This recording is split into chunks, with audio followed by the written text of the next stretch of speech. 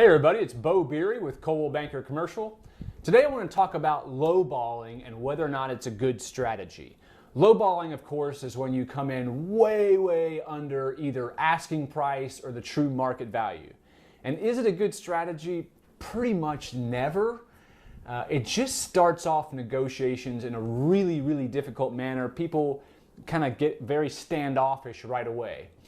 And also what lowballing does and retrading is two things. Number one, it offends the seller.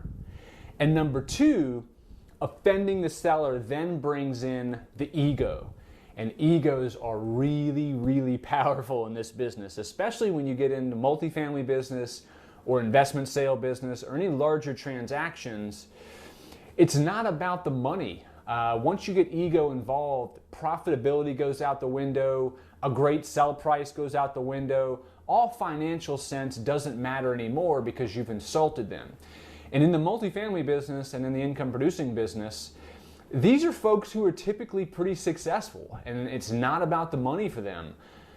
It's more about respect and being treated right and not working with players who offend them and participate in that manner. And so the best thing to do is to come to transactions with plenty of market knowledge, which you can get yourself through lots of research. Your broker should be able to supply that with you. And by market knowledge, I don't just mean knowing what units are trading for per unit or per square foot or what cap rates are. Market knowledge is oftentimes about knowing about who the seller is. And in today's technology, there's so much research you can find out about people. And your broker, if they've done a lot of transactions, has probably come across these folks before. So knowing what other assets they own, how much stuff they have across the country, what kind of financial position they might be in, who else knows them and has done transactions with them. You can know all this stuff pretty quick up front. But for the most part, in the investment sale business, multifamily, if it's a C-class asset or better, there's really no reason for any seller to have to accept or even entertain a lowball offer. On the contrary, most of the time sellers are choosing which buyer to work with because the assets are so hot. Only in really blighted areas or decrepit assets is lowballing even something of consideration. But even then, typically bad assets are priced appropriately, and then to lowball beyond that just kind of circles back into the whole ego thing. I always suggest coming with great market intelligence and supporting evidence. Show your comps. Show the seller and the seller's broker why you came up with this price. If you disagree with some of the financials or the pro forma, tell them why. I'm not saying turn over your pro forma. I mean, usually that's proprietary stuff and that's for you to hold on to, but give some sort of supporting material. That usually goes a long way.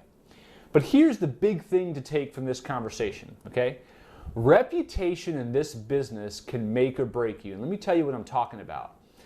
If those folks who consistently lowball or retrade offers, they're developing a reputation. There are conversations, this is the most dangerous part of that. There are conversations happening on the side that those folks don't even know about, that are between other brokers, that are between buyers and sellers, that are between sellers and brokers and vice versa, about folks like that who do that.